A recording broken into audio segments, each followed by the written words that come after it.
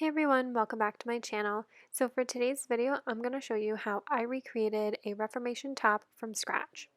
And I know this video is a little all over the place, so just leave a comment below if you have any questions on what I did.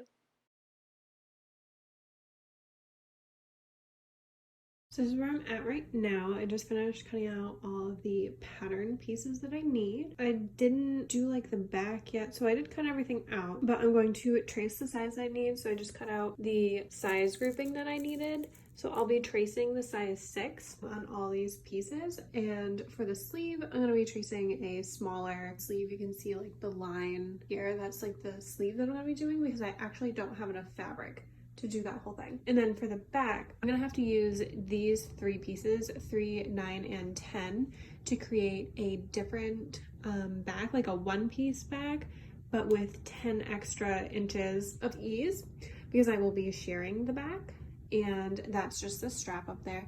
But I'm going to probably do this on the fold. So, because in the original pattern, this was, there's an invisible zipper in the back, but I'm actually going to add 5 inches of ease and then have that cut on the fold, and it will have 10, and then I can just shear the whole thing, which will take forever. But yeah, I have everything cut out. So I don't usually film how I make the traced pattern pieces in my like recreation videos, but I just wanted to show you. I basically just cut out the size, like the largest size that I need. So I'm doing a 6, but this grouping was 6, 10, 14. And so I cut out the biggest size of all the pieces that I needed, and I just tape it to my floor using some washi tape because it's like easier to peel off than even photo tape, which is nice. And then I have this like medical paper stuff that I bought a while ago that you can like see through. So if I lay it on top, I use like my little weights to put on, and then I can just trace over everything. And then I cut my pieces out. So this is like the non-altering piece pile, and then I have to alter these because they're the back pieces, and the sleeve I'm going to be changing as well. So I finished cutting out all the pieces for this top, but with these sleeves. And so actually I cut out the pieces and then I traced them, which you can see here. So I wanted to make the back ruched, or not ruched, I can't remember what it's called. I'll insert it like here on the screen. You basically have to add 10 inches to the back. So I was trying to figure out how to take this pattern, the top like back pattern, with the back and the side bag, and like put it all into one and then add 10 inches. So in the regular pattern, it would look like this. Obviously without like seam allowance and everything, it would kind of look like that, but straighter. And then I was looking at the rest of the pieces, and this back, the C/D version, the back is actually like a giant square, and it's almost 10 inches bigger than this, which is perfect because that means it's pretty much all set, and I just have to add the top piece to it. So what I'm doing, I basically just traced, you can kind of see it underneath, I traced the back for C and D in the size that I needed, and it's a little less than the 5 inches that I would need since this is a cut on the fold. So obviously like one side would be 5 inches, the other side would have 5 inches, and when you open it from the fold after it's cut, it would have 10 added inches. So basically I traced that, and then for this top piece, I just measured this. It was like 6 3/4 inches. So I added that height, and then I just squared it off, and I'm squaring it off over here because I initially squared off this edge and then traced this, but then I was like, that doesn't make sense because this actually comes in. So that's why I squared off the top. So now I'm just going to kind of place this up here and like line it up. It's not perfect right now, obviously, because I can't really see what I'm doing, but then I'm going to trace that, and so I can show you now. This is like a little less than 5 inches. If I move it all the way over,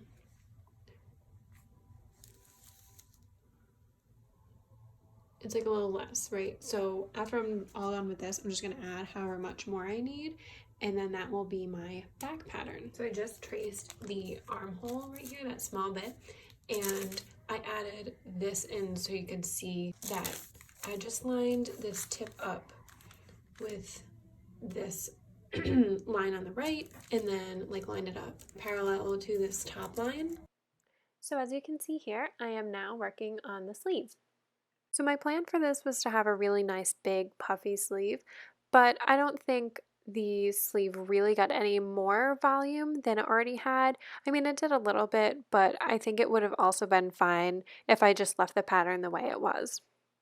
I'm pretty bad at explaining things, especially this kind of confusing technique because it was the first time that I've done it.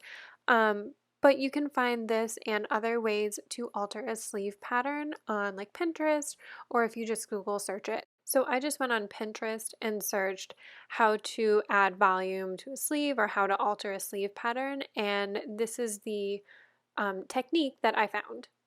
So please excuse my leopard house coat. I wear it all the time, and I actually filmed this back in, I think, April or March. So it was very cold in my house, and I basically was living in my house coat. So as you can see, I put my cut pattern piece onto another solid piece of paper, and I'm just taping it down with some washi tape again, and I'm going to cut this out and use this as my true sleeve pattern. And typically if you're making patterns like this or you're designing clothes, you would then retrace this pattern so that you have one final one and you don't have all these different cuts and crazy things going on, but I'm just using mine as is once I cut it out from here. And also, please say hi to my baby Daphne and Velma, who was shown earlier. And finally, I'm just using one of my French curves to smooth out the top portion of my sleeve.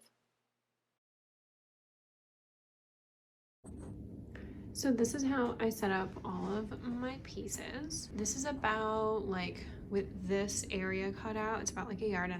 And so I have my side front here, my bodice side front. This needs to be cut on the fold. This is the front, the center front of the top, I guess. So this has to be on the fold, so, and I don't have another fold area. As you can see, it's kind of taken up. So I just kind of folded this over so I know how much room I need. And then I have my sleeve, my back, which is going to be shirred, so that is on the fold. I have my 2 yoke front and back, and then I have the bodice front and then the bodice front lining. So now I'm just cutting out all of my pattern pieces, and you can see I'm doing my notches a little differently. Usually I just snip into the fabric, but now I'm actually just cutting out the little triangle into the outside, I guess, of the fabric, if that makes sense. That's the first way I was taught it when I first started to sew. But yeah, I just figured it's a lot easier to do that now, and that's what I ended up doing.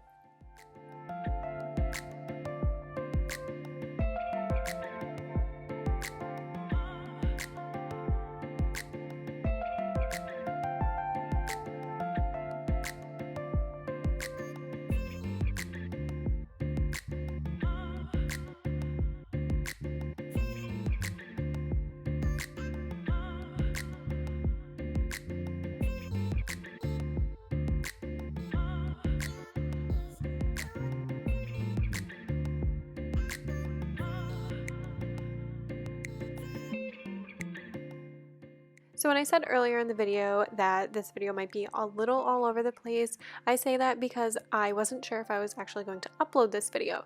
So some footage may be missing, like the shirring footage.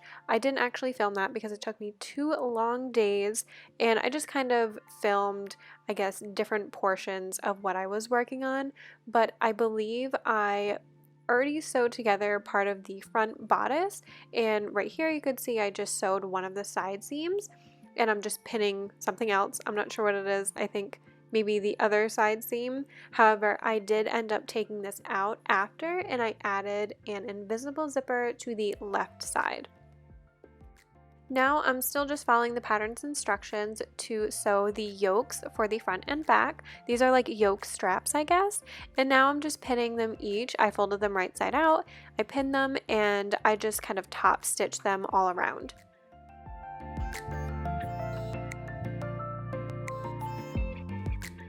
So now I just pinned everything to the bodice, the front and back, for the yoke straps. as you can see here, really quickly, and I'm just gonna sew those together.